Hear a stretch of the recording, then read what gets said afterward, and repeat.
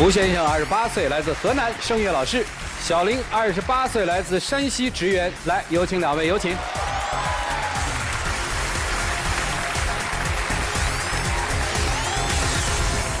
欢迎两位哈。这个一个河南，一个山西，现在到底在哪儿生活呀？在北京。哦，在北京生活。对，在北京。在哪儿认识的呀？我们是在朋友的生日聚会上认识的。北京的朋友生日聚会上。对。那大概是多久以前的事儿？大概现在我们在一起差不多快2年左右了。哦，都快2年了。对。今天谁要来的呢？是我要来的。来干嘛呀？就是因为我们刚开始在一起的时候，我们俩其实关系挺好的，他也挺迁就我的。我觉得这个男孩子对我们之间的感情也思考的挺多的，所以我就想进一步去发展。我想着结婚左右嘛，因为我们年龄也就大了嘛。但是我只要跟他提有关结婚这方面的事情，他就特别生气，反应就会特别大。为啥？我觉得结婚其实是一个很严肃的事儿，然后我觉得我们不是严肃，也不至于发脾气啊。我觉得我对我们的婚姻是有一个规划，我们是要结婚，但不是现在。是我觉得现在时机还没成熟，我觉得可能2、3年之后。是等时间的还是等时机？这是2件事啊。等我变得更优秀，我的财务可以更自由的情况下。就是你觉得你现在还不能结婚的？说白了不就这意思吗？对，我觉得我现在结婚的话，可能会让他跟着我受苦。我希望有一个好的平台之后，然后再给他一个美满的生活。他老是就是拿这一套理论来说我。后来就是我想一下，就是他父母肯定也不是这么想的，肯定也是希望孩子能够有幸福的家庭嘛。我跟他提过见父母这个事情，然后他就否决了。但是我觉得我们俩是以结婚为前提的，肯定是要见一下父母的，而且又是大过年的，再等一个过年都3年了都。然后我就在他没有允许的情况下，他不知道的情况下，我就买了票，然后去他老家。我的意思说跟他父母就见一下面嘛。我本来以为他父母是知道我的，最起码知道他是有女朋友的，是这样的。但是我挑了好多礼物啊，大过年的我跑到他家的时候，他父母根本都不知道我是谁，就搞得我特别尴尬。你进门是怎么说的？就是，那个叔叔阿姨好，对，你找谁是吧？对。通常会问你找谁是吧？对，叔叔阿姨好，我是那个，小胡的女朋友。他说，他帮我说，真是这样啊。然后我就特别尴尬，然后只说过年就是回家路过。他不在家吗？他没有在，因为我想让他跟我一起回去。他又说工作特别忙，没时间这个那个。对。等于你私底下偷偷的未经他允许就拜访他父母。对。你发现他父母连他有没有女朋友都不知道，是这意思吗？对。后来那我就只能说，阿姨那个我就是回家顺便路过这个礼物您收一下，那个不好意思，我打扰了，我就走了，你知道吗？后来我就实在是越想越生气这个事情，我们是以结婚为前提的，你怎么能对父母上面还保密呢？我实在是太生气了，我跟他打电话，我说怎么样，然后他比我还生气，哎呀，你为什么去我家呀？没跟我说，就是这条理论。然后我大过年的，我一个女孩子，我拎着行李箱，我四处的去找酒店，我不正常反应不是应该马上打电话回家说这是我的女朋友，你们好好招待一下吗？打了吗？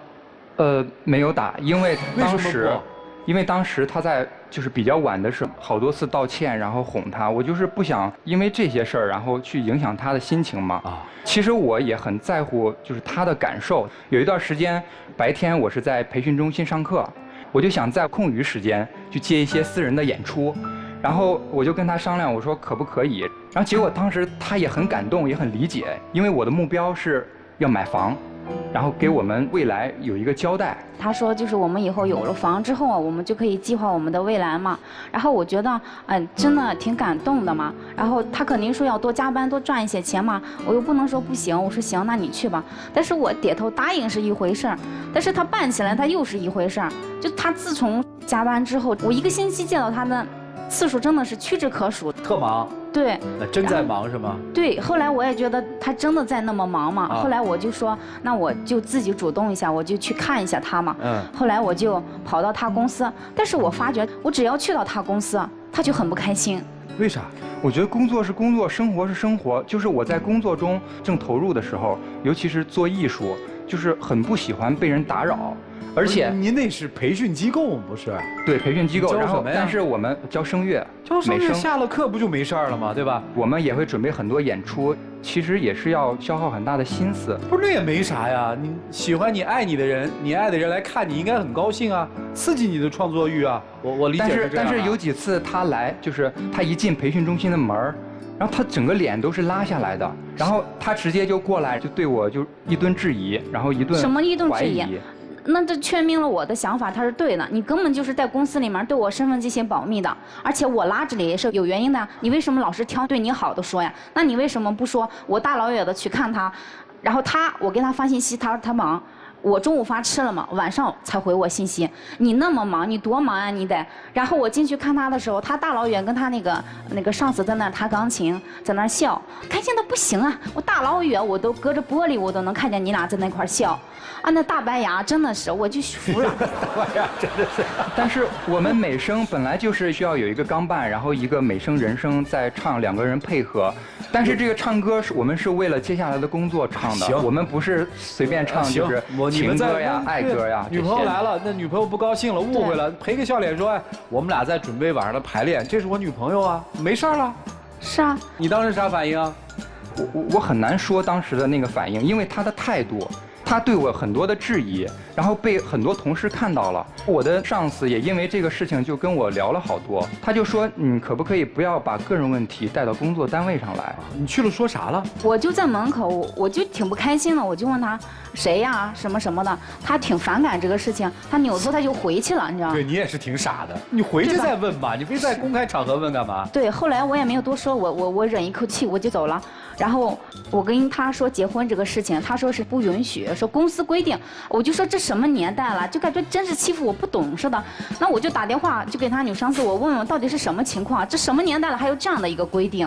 后来我就问的时候，人家是说公司压根都没有这种规定。你说你老是说你工作忙，你把私人感情挂在工作上面，我也很没面子跟着你，你知道吗？我也挺丢人，我在那个玻璃后头，真的。现在我听明白了，等于那次的事件之后，女生又跟男生提出要结婚是吧？你的理由是单位不让结婚，是你说的吗？是我说的。啊，你们单位真有这规定吗？是这样的，就是单位没有明确规定，但是我们几个开会的时候，就是有一个共识，因为我们培训中心刚成立不久，2、3年之后。等这个培训中心稳定了之后，然后大家就才可以放松一下，然后考虑一下个人问题。只是旁敲侧击的提了一下这个事儿，我感觉我当时的观点也是很偏向于这个的，所以我就，另一方面也是招架不住他平时就是好多次这样就是说提结婚，然后我就把这个给夸大了一点儿。哦。所以其实这傻姑娘还亲自去求证了一下，是吧？电话里。对，我就想戳穿她的谎言。其实这谎言戳穿了怎么着啊？我就是挺生气，就是这个事情。然后我就是为了让她更在意我一些嘛，然后我就约了好多朋友在一起，酒吧呀一起去玩。为了气她，我还发那个照片给她。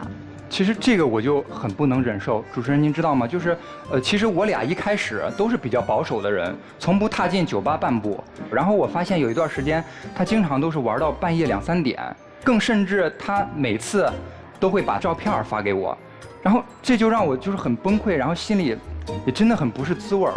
后来就是我在酒吧嘛，他打电话过来，他说你回来吧。我说那你过来接我嘛，对吧？这才有道歉的样子嘛。然后他就来了，他真来了，我就在里面，我跟朋友说，哎，我男朋友过来接我啊，然后我等一下要先走，我就在里面等他，我等那么长时间，人家不过来，等一下电话过来，他说你出来，我到门口了。我一听，什么东西？你过来接人，你肯定要接上我，然后你才走的嘛。你在门口，你出来啊！这像什么话？他就又把我扔下，他自己又走了。是他把我拉黑了。那我让你进来接，那你过来接我吗？我们认识不止1天2天了，他也知道我从不踏进酒吧半步。然后除此之外，他对我发脾气，电话里发脾气，然后就把电话给挂了。不是，咱在这儿争这个对错有什么用呢？就是2个恋人之间争对错有什么用呢？是咱们回到焦点嘛，女生想结婚嘛，男生现在还不想结婚，是还是不是嘛？是。那这个酒吧事件之后，这个你们俩的这个情感状态到底在哪个维度上了呢？那件事之后，其实我自己心里也挺愧疚的。我觉得我当时自己走是不对，我就想跟他坐下来心平气和谈一下我们的未来。其实我总结了，之前经历过这么多不好的事儿，其实他是不喜欢我现在的工作环境，然后我就想就是改变一下我们的情感，然后我就跟他试着提，我们要不出国发展，这样的话我们就可以完全换一个环境，然后他再也不会就是因为女上司而吃醋。不是谁跟谁出国？我们两个人出国，就舍弃一切烦恼，然后我们出国发展一段时间，感情重归于好之后，然后我们再回来。哎，我这脑子跟不上了啊！就为什么他们不好了，就到了国外就又好了呢？是吧？就因为换一个新环境嘛。是去国外结婚吗？不。你看，我跟他说了，我说去国外也成，我工作也辞了，跟着你去国外了啊，然后你又把我扔下了，咋整？我说最起码不结婚订个婚就行吧。停，我现在有点晕乎啊！到国外跟你们俩的这个情感有什么关系啊？我觉得这个是一石二鸟的事儿。我既能就是学习到更多的东西，然后我又能就是给他一个新环境。不是人家因为老环境，人家就要结婚。结婚，我觉得情感跟结婚本来就是两码事嘛。情感上升到一定层次，他才可以结婚。你们俩现在情感没有上升到结婚那个层次，对还是不对？对，我觉得他可以完全按照我计划的节奏，然后这样我们可能会更好。哎，你说了一个我感触最深的，这两个人都在自说自话，你发现了吗？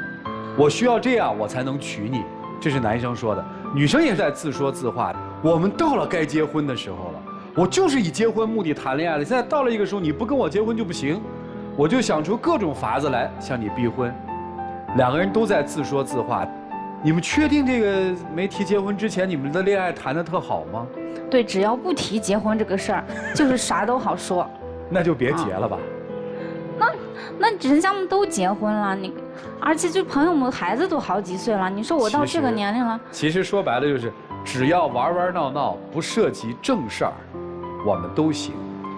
但凡想在生活里面稍微走扎实一点点，我们就会闹起来，是这意思吧？对，是不是这意思？对，你们听老师们好好给你们分析分析，好不好？一起进入丘比特问卷。我们先来讲两个概念啊，私域和公域。私域，私人领域。恋爱和一个人最大区别就在于，我一个人的话，那我为人处事各方面我可能考虑自己多一点，但谈恋爱就不一样，那就是我们做什么事情，两个人很紧密，都要考虑到对方的感受。但是你们两个在一些事情上面基本上都在考虑自己，两个都是一个自我个性极强的人，都按照自己的套路出牌，而且还没有彼此妥协和包容的层面在里面，所以你们两个不可能有太紧密和更长久的这种交合，这是我看到的一个风险。还有一个，我提醒女方，我还头一回听说自个跑到男方家里面用这样的方式来去逼婚的，多么极端的方式啊！我们以为是能够唤醒对方，但是其实你把自己搭进去了，都难受。但是呢，谁也赢不了。结婚这件事情当然是我们谈恋爱要考虑的事情，但如果把它变得那么功利的话，结婚这件事情就让人变得非常可怕。那么男方也一样，我希望你说真心话，而不是你所谓的那些什么我变优秀了，不妨就说真的，要不然两人这样耗下去，彼此伤害没有什么意义。婚姻是什么？其实我们说，你的父母见了他面之后，对他的评价是什么？就觉得这个女孩其实，有点冒失，然后给他们就感觉就稍微有点惊吓的感觉。你向他们解释了没有？我解释了，我想晚一点带女孩去见他们，但是我没想到女孩这么早去，然后这些都跟父母说了。你的上司和你的同事怎么谈论他？我的上司就说，怎么你女朋友这么着急催着你啊？而且你做的一些事儿确实让人也看不上。你好像在他身边处处都跟人说，哎，这是我的。找一个愿意娶你的男人，并且真爱你的男人嫁了，不就得了吗？一起进入抖音真情60秒。最近有很多不开心的事儿发生了，然后其实咱俩也互相。来，请关门。